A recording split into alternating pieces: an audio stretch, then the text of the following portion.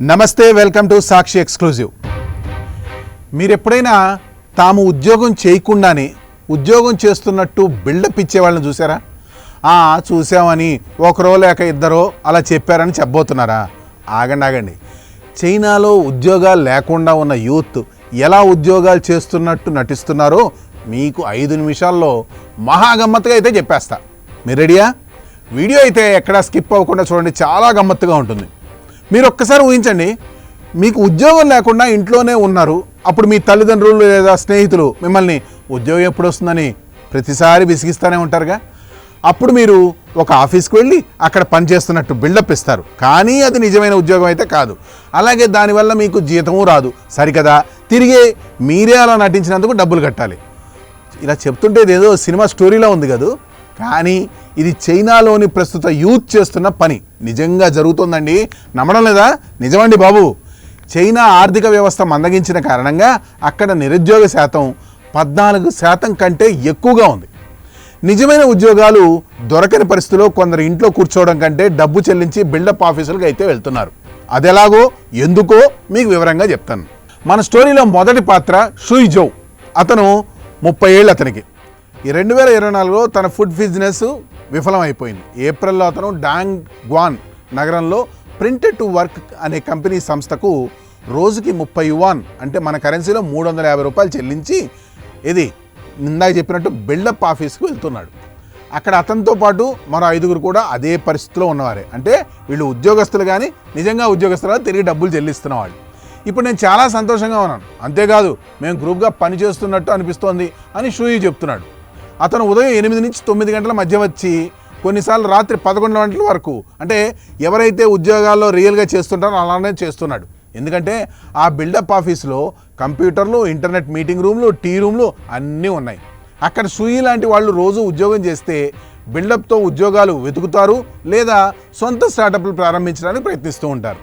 రోజుకి 30 నుండి 50 యువాన్ చెల్లిస్తే లంచ్, స్నాక్స్, డ్రింక్స్ కూడా వస్తాయి. ఇలాంటి బిల్డప్ ఆఫీసులు ఇప్పుడు Shenzhen, Shanghai, Nanjing, Wuhan, Chengdu, Kunming వంటి పెద్ద నగరాల్లో కూడా విస్తరిస్తున్నాయి.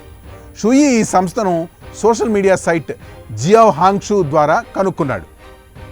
అతను తన సెల్ఫ్ డిసిప్లిన్ మెరుగుపరుచుకోవాలని భావించాడు. 3 నెలలుగా అక్కడే ఉన్నాడు. తన తల్లిదండ్రులకు ఆఫీస్ ఫోటోలు పంపితే వాళ్ళు మాత్రం మహా సంతోషించారు. ఇప్పుడు అతని నిరుద్యోగం గురించి ఏమాత్రం ఆందోళన చెందడం లేదు. అక్కడ సహోద్యోగులు ఇప్పుడు అతనికి మంచి స్నేహితులు అయ్యారు. ఉద్యోగాలు వెతుకుతున్నప్పుడు సీరియస్గా పనిచేస్తారు, ఫ్రీ టైంలో చాట్ చేస్తారు, జోకులు వేస్తారు, గేమ్స్ ఆడతారు, తర్వాత డిన్నర్ కలిసి చేస్తారు. షూయి పనిచేస్తున్న డాంగ్వాంగ్లో printed to work company owner ఫియూకి 30 ఏళ్ళు సమయంలో కోవిడ్ సమయం, అది కూడా తన రిటైల్ బిజినెస్ మూసేసి నిరుద్యోగ అయ్యాడు. అప్పట్లో అతను చాలా డిప్రెస్డ్గా ఉన్నాడు. తర్వాత కొంచెం సెల్ఫ్ డిస్ట్రక్టివ్గా మారి ఈ సొసైటీలో మార్పు తీసుకురావాలనుకొని ఏప్రిల్లో ఈ కంపెనీ స్టార్ట్ చేశాడు. అతను అంటాడు, నేను విక్రయిస్తుంది వర్క్ స్టేషన్ కాదు, నిరుద్యోగి డిగ్నిటీని. ఆ డిగ్నిటీని అమ్మి వాళ్ళకి వాళ్ళ విలువ తెలిసేలా చేస్తున్నానని అంటాడు ఈ బిల్డప్ కంపెనీ ఓనర్. ఇప్పుడు మరో పాత్ర షాంఘైలోని జియా వెంటాన్. ఆమెకి 23 ఏళ్ళు. గత ఏడాది యూనివర్సిటీ నుంచి గ్రాడ్యుయేట్ అయింది. అయినా ఇంకా ఫుల్ టైం ఉద్యోగం అయితే దొరకలేదు. ఆమె యూనివర్సిటీలో ఒక అన్రిటన్ రూల్ అయితే ఉంది. అదేంటంటే గ్రాడ్యుయేషన్ తర్వాత 1 ఏడాదిలోపు ఉద్యోగం లేదా ఇంటర్న్షిప్ ప్రూఫ్ చూపించాలి, లేకపోతే డిప్లొమా ఇవ్వరు. ఆమె 1 నెల పాటు షాంఘైలోని ఒక బిల్డప్ ఆఫీస్లో వర్క్ స్టేషన్ రెంట్ చేసింది. అక్కడ సీన్ను స్కూల్కి పంపి ఇంటర్న్షిప్ ప్రూఫ్గా చూపించింది. వాస్తవానికి ఆమె రోజుకు ఫీ చెల్లించి అక్కడ కూర్చొని ఆన్లైన్ నవలు రాసి కూడా కొంచెం పాకెట్ మనీ సంపాదించింది. నటన చేయాలంటే పూర్తిగా చేయాలంటుంది జియావెన్. అసలు ఇలాంటి ట్రెండ్ ఎందుకు వచ్చింది? న్యూజిలాండ్లోని విక్టోరియా యూనివర్సిటీ ఆఫ్ వెల్లింగ్టన్లో సీనియర్ లెక్చరర్ అయిన డాక్టర్ క్రిస్టియాన్ యావో చెప్పినట్టు ఆర్థిక మార్పులు, ఎడ్యుకేషన్, జాబ్ మార్కెట్ మధ్య అసమానతల వల్ల యువతకు ఎలాంటి బిల్డప్ ప్లేస్లు చాలా అవసరం అని అంటున్నారు. అలాగే జర్మనీలోని Max Planck Institute for Social Anthropology director doctor Biao Xiang మాట్లాడుతూ, ఉద్యోగ అవకాశాలు లేకపోవడం వల్ల వచ్చిన నిరాశ, శక్తిహీనత నుంచి ఈ ట్రెండ్ అయితే పుట్టింది. యువత మెయిన్ స్ట్రీమ్ సొసైటీ నుంచి కొంచెం దూరం తమకు ఉండి తమకు స్పేస్ క్రియేట్ చేసుకోవడం నిజంగా అభినందనీయమని అన్నారు. బతకడానికైతే డబ్బు అవసరం, డబ్బు రావడానికి ఉద్యోగం అవసరం, ఉద్యోగం పొందడానికి వ్యక్తిత్వం అవసరం. ప్రతి నిరుద్యోగులని వ్యక్తిత్వాన్ని తట్టిలేపే ఇలాంటి ఆలోచనలు ప్రపంచ సమాజానికి అత్యవసరం. కాకపోతే ఈ బిల్డప్ ఆఫీస్కి మరో కోణం కూడా ఉందండి ఓయ్. అదేంటంటే ప్రపంచంలోని దేశాల్లో నిరుద్యోగం అనే సమస్య లేని దేశం ఏదీ లేదు.